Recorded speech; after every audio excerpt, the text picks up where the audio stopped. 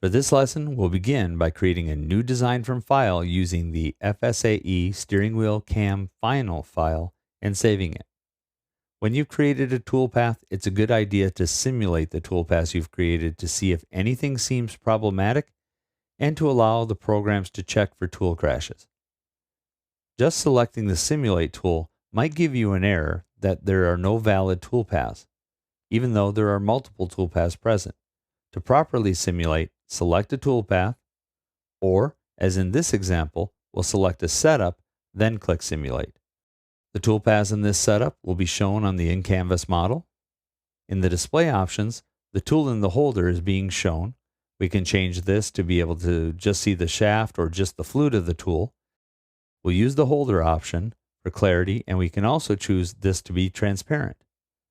This helps to show if the tool and holder look like they're going to be coming too close to the workpiece. Below the display options, we can choose if the toolpaths are shown. There are several display options, and while the full display gives a good overview, it can be a bit overwhelming. We'll switch to the tail option, which will follow the toolpath so that we can keep track of what has happened. At the bottom of this tab is the stock display option. This can help you visualize how the stock is being cut, rather than just seeing the tool move through space. The Info tab will give us the information on the motion of the tool. It's the type of information that would be normally shown on the machine.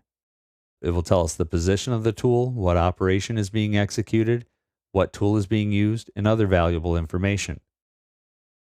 The Statistics tab will give information on the total machine time, number of operations, and total tool travel distance. At the bottom of the screen is a series of controls for playing the simulation.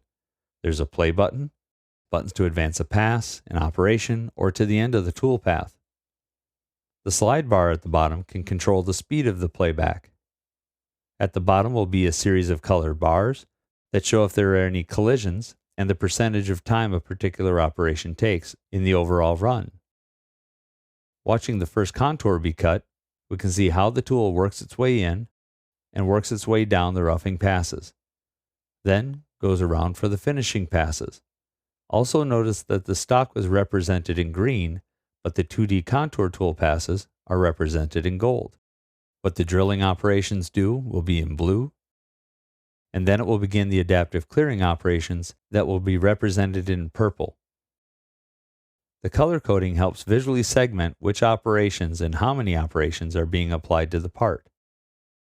We can speed up the progress of the simulation, and when it reaches the last operation, we will see red bars at the bottom of the screen, and the tooling holder will highlight in red when the holder begins to collide with the workpiece.